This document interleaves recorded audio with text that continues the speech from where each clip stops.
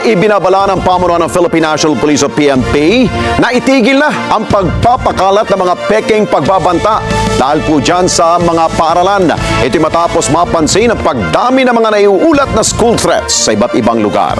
At ayon sa PNP, posibleng ginagawa ang ilan sa mga bantang ito upang makaiwas na pumasok sa paaralan. Patuloy naman ang ginagawang investigasyon ng otoridad kung may kaugnayan ba mga nasabing banta sa ilang kasong kinasasangkutan ng mga mag-aaral na nahuliyang may dala-dala umanong mga armas. Our advice to the public is first, stay calm but be vigilant. Report any threat or information that you might have immediately to the authorities. And one of the most important is for us not to share unverified information as it only amplifies the fear of the public, lalo lang po nakakadagdag, especially itong mga gawa-gawa. Nagpatupad ang Department of Education o DepEd ng mas mahigpit na mga alituntunin upang tugunan ang mga paglabag sa seguridad sa loob ng mga paaralan. Paalala ng DepEd, ang mga mayroong matinding kasalanan ay may katapat na mabigat na parusa bilang pandisiplina. Kabilang sa mga seryosong pagkakamali ay ang bomb jokes, gayon din ang pag-ulat ng fake stabbing incident. Bahagi ng malawakang school safety campaign na pinangungunahan ni Education Secretary Sani Angara, ang layuning protektahan ang kapakanan ng mga mag-aaral sa gitna ng mga buusbog na hamon sa seguridad.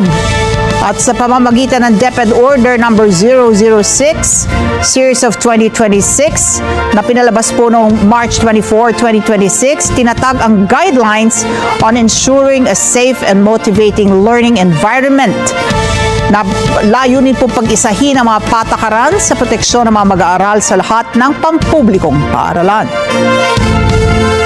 At kaugnay niyan, hinikayat naman ng pamunuan ng Education Department o DepEd ang mga paaralan sa buong bansa na gawing pangunahing katuwang ang PTA, ito po yung Parent Teachers Association, para ho sa pagpigil sa mga nagaganap na karahasan sa loob ng mga paaralan.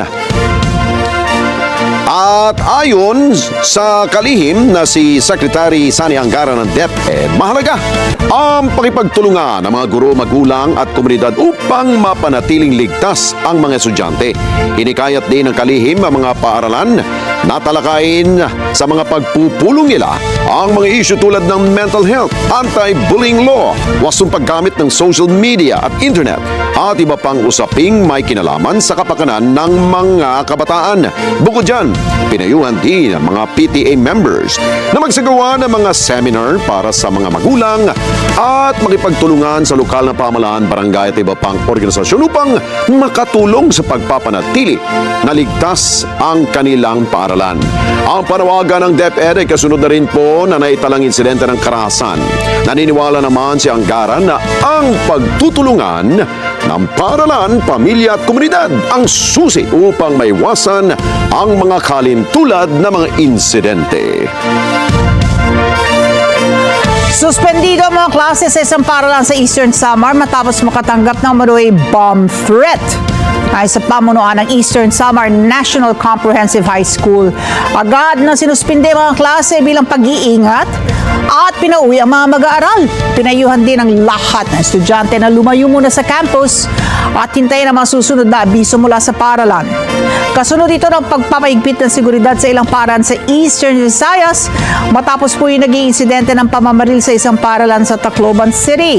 Sa kasalukuyan, patuloy na bineberipika ng mga otoridad ang umano'y banta habang sinasagawa mga kinakailangang hakbang para matiyak ang kaligtasan ng mga mag-aaral at mga guro. Iniulat naman ng Department of Information and Communications Technology o DICT na tinatayang nasa 96% na mga pampublikong paaralan ang may access na ng libreng internet.